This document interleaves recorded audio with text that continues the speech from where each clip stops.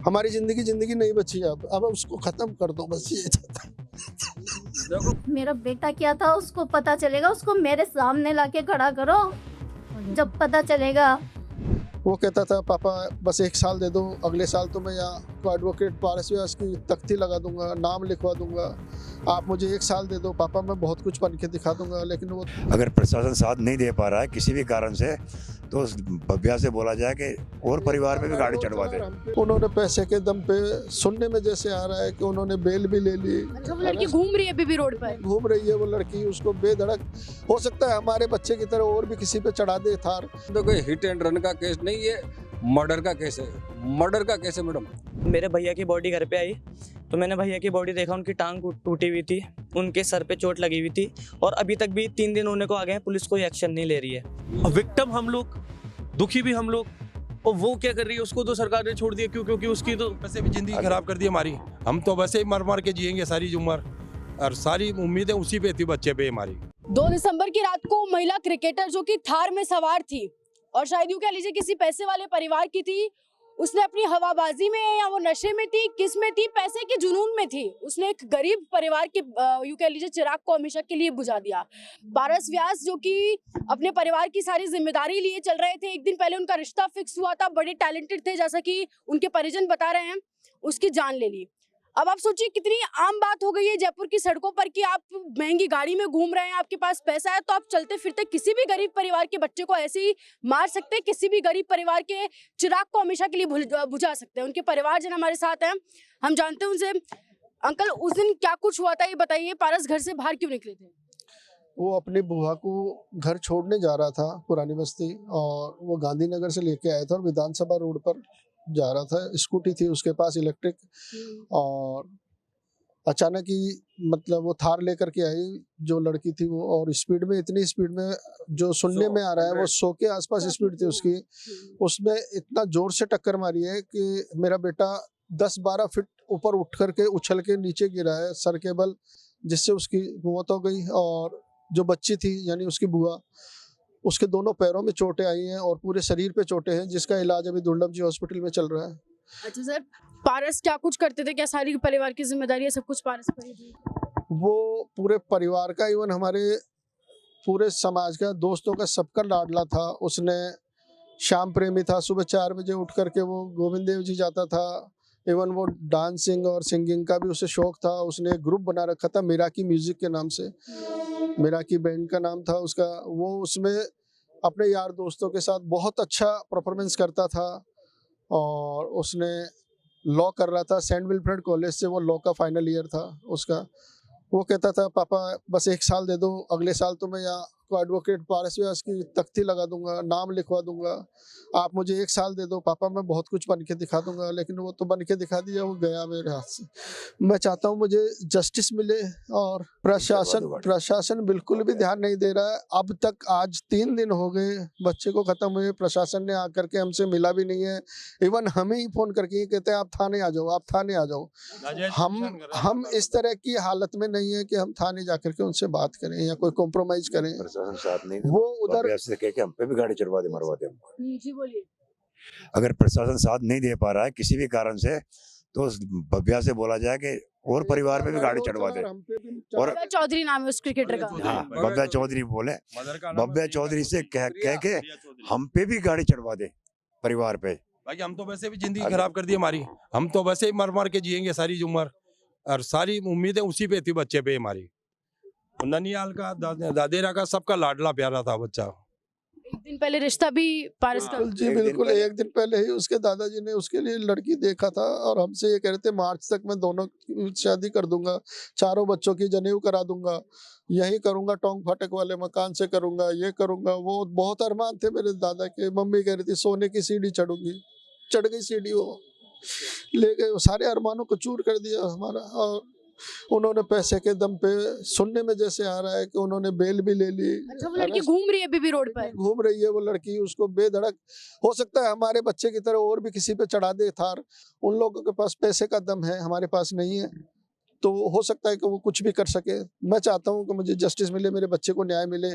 उसकी उम्र नहीं थी मरने की, लेकिन इस स्थिति में हम क्या कर सकते हैं 20 साल प्रशासन की उम्र से? में क्या ही देखा होगा। क्या ही देखा होगा, कुछ भी नहीं देख पाया बेटा। मेरा बेटा एक हंसता खेलता जब भी आता था हंसता था, पापा आप चिंता मत करो, पापा आपके गए दिन, पापा आप टेंशन मत लो, पापा ऐसे, पापा आप अम्मा के पैर दबाता, बाबा के पैर दबाता, बाबा का लाडला पूरा बुरी तरह, मतलब पूरे परिवार को संभाल रखा था उसने।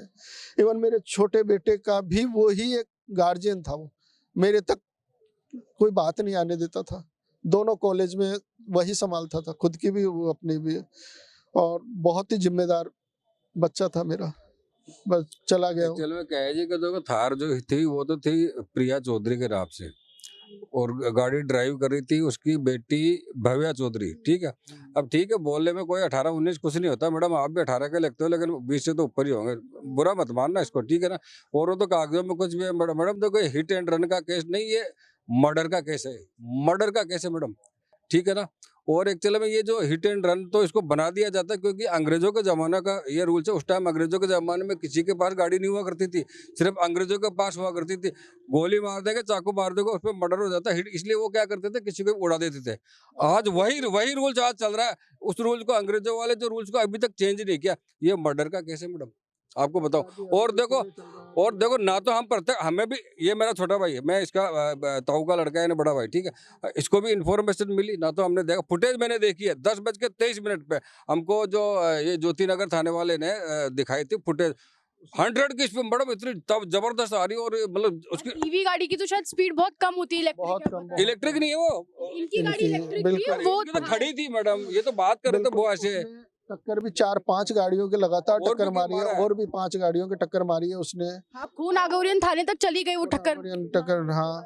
यहाँ विधानसभा पे भी 3 गाड़ियों की टक्कर मैडम मारी है देखो पॉसिबिलिटी उसने, ये कि स्कूटी उसने के। ड्रिंक भी कर रखी होगी, देखो ये पॉसिबिलिटी थी, हमने तो देखा नहीं। जब वो खून आगुरे मेडिकल टेस्ट करवाया अब उसका, मैडम हमें क्या पता, हमें नहीं पता ना, वो तो पुलिस वाले। प्रशासन से जवाब मांगा इस बात पे। अभी प्रशासन के जाने मैडम कल दाह वाले संस्कार स्थिति में में थे, नहीं था मैं। आज थी एक ही बैठक, अभी निकल जाएंगे हरिद्वार हमारे छोटे भाई। अब देखो आप बताओ हम कैसे क्या करें, हम लोगों ने कोई प्रेशर नहीं किया, ना तो पुलिस पे किया, ये ना प्रशासन पे मेरे किया। बेटे का खास ये तो फ्रेंड इसको मानो, चाहे सोचो। छोटा बेटा मानो, मेरा ये था।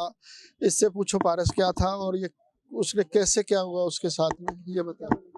जी, तो मेरा नाम रुद्राक्ष भारद्वाज है। पारस भैया मेरे बड़े भाई जैसे थे। और मतलब आप लोग देखते होंगे कि एक बिल्डिंग उसका पिलर होता है, तो मेरे को सही में ऐसा लग रहा है कि वो बिल्डिंग का पिलर टूट चुका है, और मैं भी उस तरह से अंदर से टूट चुका हूँ। यहाँ तक सुनने में आ रहा है कि मेरे पारस भैया और बुआ थी उनके पीछे। पारस भैया की स्पीड लगभग कम ही थी, और वो 80-90 की स्पीड पे, मतलब जो टर्न है उसने कट के ऊपर टर्न लिया था, और उसने, सुनने में ये भी आ रहा है कि उसने कम से कम 50 मीटर तक घसीटा है।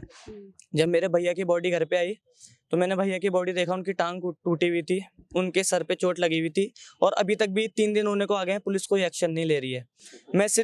मैं 2 चीज़ें कहना चाहता हूँ कि हमें ना पैसा चाहिए, ना हमें कुछ चाहिए, हमें सिर्फ हमारे भाई का प्रॉपर एक इंसाफ चाहिए। और दूसरा, मैं सरकार से भी एक रिक्वेस्ट करना चाहता हूँ कि हर एरिया में एटलीस्ट 4 से 5 एम्बुलेंस हो, ताकि ये हादसा हमारे साथ तो हो गया, अगर उस टाइम पे कोई एम्बुलेंस होती है, ऐसा कुछ सिस्टम होता, तो हमारा भाई आज हमारे साथ होता। इसलिए हमारे साथ तो हो गया, पर ये आगे किसी के साथ ना हो, इसलिए मैं रिक्वेस्ट करना चाहता हूँ। बट ऊपर से ये भी है ना कि उसको छोड़ दिया गया है, मतलब जो लड़की है ये क्या भव्या चौधरी, उसको अभी हमको सुनाई में आ रहा है कि उसको कल शाम को ही छोड़ दिया गया है।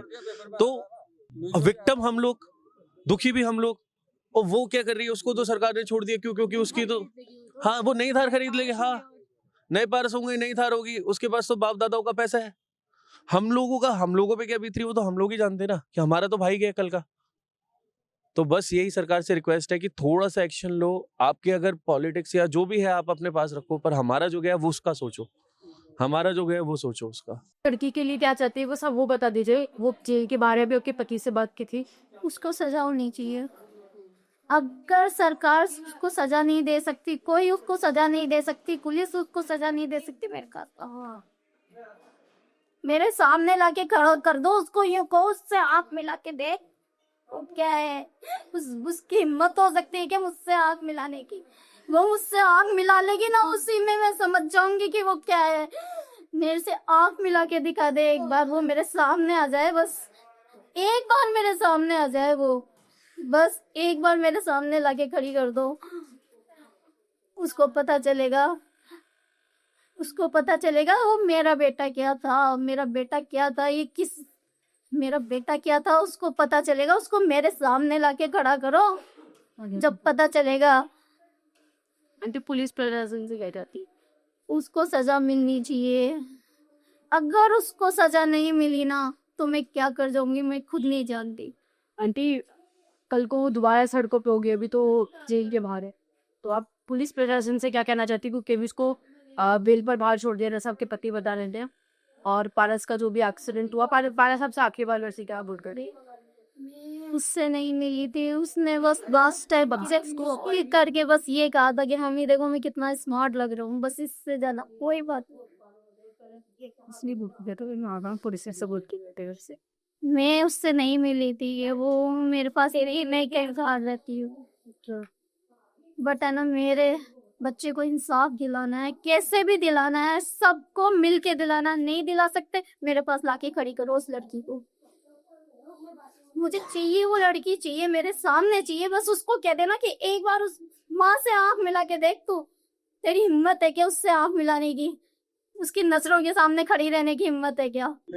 हमें मीडिया और अखबार एवं भास्कर या आप लोग जैसे हैं तो हमें आप लोगों पर पूरा विश्वास है। आप लोग इस बात को, सत्यता को उजागर करो। और मैं आपके द्वारा उस भव्या से ये कहना चाहता हूँ कि भव्या, आपने हमारे पारस पे तो गाड़ी चढ़ा दी, अब हम लोग बचे, हम जिंदा मरे बराबर है, हम पे भी एक बार गाड़ी चढ़ा दो। जब आप खुले घूम रहे हो तो हम पे भी चढ़ा दो, जो हम भी खत्म हो जाए। हमारी जिंदगी नहीं बची अब उसको खत्म कर दो, बस ये चाहता हूं। देखो, पुलिस की बिली भगत से भी हम मना नहीं कर सकते, क्योंकि पुलिस की बिली भगत है, बिल्कुल धाराएं चेंज की गई है, बिल्कुल बराबर धाराएं चेंज की गई है। पुलिस ने भी पैसा जरूर लिया है, 100% लिया है, क्योंकि हिंदुस्तान का सबसे ज्यादा भ्रष्ट डिपार्टमेंट पुलिस डिपार्टमेंट है, आपको तो पता होगा। और मैडम धाराएं चेंज हो गई, वो तुरंत मुझे पता चला है उसको अरेस्ट भी किया, और 2 घंटे बाद जैसे मुझे मालूम हुआ कि उससे वापस बेल भी दे दी गई। तो ये सब चीजें नॉर्मल नहीं है, ये कुछ ना कुछ उनका या तो पावर या पैसा या कुछ चला है तो ही होता है। एक आम आदमी को पकड़ने के बाद ऐसे 2 घंटे में कोई नहीं छोड़ता है। मिडिल क्लास के रह गए तो ये थाने वाले, हमारी ऐसी हालत नहीं है कि हम इस समय धरना प्रदर्शन करें या इस तरह का कोई थाने के अंदर चक्कर काटे। इसी चीज का उन्होंने मौके का फायदा उठाया है, फायदा उठा करके वो लोग उसे छुड़ा कर ले गए। आज वो फिर वापस वैसे ही थार से घूम रही है, तो वो कम से कम वो थार को यहाँ लाके हम पे और चढ़ा दो, तो कम से कम हमारा भी निपटारा हो जाए, तो उससे न्याय मिल जाए। और क्या तो मीडिया की पावर ही सबसे बड़ी पावर है। सोशल मीडिया हो, हमारा देश का मीडिया, यही हमें न्याय दिला सकता है प्रॉपर तरीके से। उसको पूरी तरह से सजा होनी चाहिए लड़की को। इस तरीके से मस्ती में किसी की जान लेना एकदम गलत है। इसको हमको पूरी तरह से फुल स्ट्रॉन्ग रह के हमको हमारी मीडिया के थ्रू ही आगे जाना है। पुलिस हमारा सपोर्ट करेगी नहीं करेगी कुछ नहीं पता, पैसा लिया है नहीं, पूरा उनके फेवर में है। वो कस्टडी में क्यों नहीं है अभी, ऐसा क्या है, वो रूल्स के साथ हमें पता चलना चाहिए पूरी तरह से। देखिए, घटनाक्रम अपने आप में पुलिस प्रशासन पर, जयपुर की पुलिस पर एक बड़ा सवाल है कि एक लड़की जिसने चलते फिरते रोड पर ऐसे ही जान ले ली, वो अभी भी बाहर क्या कर रही है। कल दोबारा उसके पास एक थार होगी, दोबारा थार के नीचे एक पारस होगा, कुछ नहीं पता। ये जयपुर की पुलिस पर बड़ा सवाल है। हर रोज हिट एंड रन के केसेस होते हैं, और आप ऐसे लोगों को खुला छोड़ देंगे तो रोज ऐसे सड़कों से थार निकलेंगी, रोज एक भव्या चौधरी होगी और उसके नीचे रोज एक पारस होगा। तो ये जयपुर की पुलिस प्रशासन पे एक बड़ा सवाल है। शर्म आनी चाहिए जयपुर की पुलिस को। आप जो वर्दी पहनते हैं, आप जो ताकत, जो पावर रखते हैं, जिसकी आप तनख्वाह खाते हैं घर पर बैठ के, जिससे आपका घर चलता है, आप उसके चलते इन लोगों को न्याय ना दिलवा पाए तो आपको शर्म आनी चाहिए। क्योंकि आपकी वजह से एक परिवार का चिराग हमेशा के लिए बुझ चुका है, जिसके ऊपर वो कह रहे हैं कि उनकी पूरी बिल्डिंग का एक पिलर था पारस, उसके बिना ये लोग कितने अधूरे हैं। अब इन लोगों को तो उससे उभरने के लिए टाइम निकलेगा, लेकिन एक और ऐसा पारस ना हो और एक और ऐसी सड़क पर दौड़ती हुई थार ना हो, उसके लिए जयपुर पुलिस को जरूर जागना चाहिए। और अगर जयपुर पुलिस इन लोगों को न्याय ना दिलवा पाए तो जयपुर पुलिस को शर्म आनी चाहिए। जिन तक भी वीडियो जा रही है, अगर जयपुर की कमिश्नर, SHO, SP जो भी रिस्पॉन्सिबल है, जो भी लोग इस वीडियो को देख रहे हैं, वो जरूर सुने, कान खोलकर सुने। अगर आप पारस को न्याय नहीं दिलवा सकते तो आपको शर्म आनी चाहिए। और पुलिस वालों के खिलाफ ही, भाई पुलिस का ड्यूटी है, हमारा पारसों वापस आने वाला नहीं है, लेकिन वो दूसरे पारसों को नहीं कुछ रहे। कम से कम अब मैं 80 साल का हूँ, मैं बढ़ाता हूँ, वो 70 साल का है, 75 साल का है, ये बाप बेटा है। अरे हम चल जाते तो कोई दिक्कत नहीं, हमारा पारस तो आने वाला नहीं है। लेकिन मेरा मतलब है इसी ये जो अभी प्रशासन या जो भी सरकार चला रहे हैं, कोई भी सरकारों में राजनीति से मतलब नहीं है, चाहे बीजेपी की हो कांग्रेस हो, इससे कोई मतलब नहीं। लेकिन तात्पर्य ये है कि मीडियम साइज गरीब आदमी को सोचता नहीं है। कोई आदमी अगर बोरियां भरी है तो बोरियों के भरी के ऊपर किसी आदमी की जान को नहीं ले सकते वो। और वो एक्सीडेंट हो तो मान ले तो कोई बात नहीं, गलती बता दे साहब उसने बिड़ा दी, लेकिन वो तो बेचारा सड़क पे अलग से खड़ा था। तो क्या कोई आम आदमी सड़क पे 4 फुट 5 फुट जगह पे भी नहीं खड़ा रह सकता था? तो फिर क्या घर में ही रहेंगे क्या? फिर गाड़ी घोड़े सड़कें ही बंद कर दो ना फिर। बिना हेलमेट के एक चौराहा पार नहीं कर सकता। वहां उस लड़की ने इतना जबरदस्त एक्सीडेंट करके और 40 किलोमीटर 20-25 किलोमीटर दूर गाड़ी लेकर चली गई। पुलिस ने उसको देखा तक नहीं, उसको पकड़ा तक नहीं। डैमेज गाड़ी थी आगे से। जहां हम आम आदमी एक चौराहा पार करते पुलिस हाथ पकड़ लेती है, तुरंत हेलमेट चाहिए, चालान काट देती है। और वो रात को गाड़ी चला के 100 की स्पीड में, यहाँ स्पीड के चालान हो रहे हैं जयपुर में। अभी यातायात सुरक्षा सप्ताह चल रहे हैं, वहां उस स्थिति में अगर पुलिस 100 की स्पीड की गाड़ी को वहां वो 20 किलोमीटर चल जाए तो इसका क्या कहना होगा प्रशासन का? क्या आंख मूंद के बैठी थी प्रशासन? जयपुर पुलिस की अगर जेबें भर गई हो चालान काटने से तो जयपुर पुलिस जागे, और ऐसी जो थार रोड पर घूम रही है ऐसी और भव्या चौधरी घूम रही हैं, नए पारस का इंतजार ना करें, आप जागे और प्लीज पारस के परिवार को न्याय दिलवाओ। जो भी लोग ये वीडियो देख रहे हैं जरूर जयपुर पुलिस तक पहुंचाए। जो भी लोग जिम्मेदार हैं, पारस को न्याय मिलना जरूरी है, क्योंकि कल को पारस आपके परिवार का भी हो सकता है, आपका रिश्तेदार, आपका भाई, आपका बेटा भी हो सकता है। तो जयपुर पुलिस को जरूर जागने की जरूरत है और जयपुर पुलिस को शर्म आनी चाहिए। जयपुर पुलिस पारस को न्याय नहीं दिलवा सकती, क्योंकि चालान जयपुर पुलिस बराबर काटती है। रिकॉर्ड होता है जयपुर का, करोड़ों का, लाखों का चालान कट रहा है, करोड़ों लाखों का चालान काट रही है जयपुर पुलिस। तो अगर आप चालान काटने से, जेब भरने से जयपुर पुलिस का मन भर गया हो तो किसी को न्याय भी दिला दे, क्योंकि आप उसी चीज की तनख्वाह लेते हैं। आप क्या सोचते हैं पूरे मामले पर जरूर बताएं। ऐसे जुड़े रहें सामने के साथ। नमस्कार।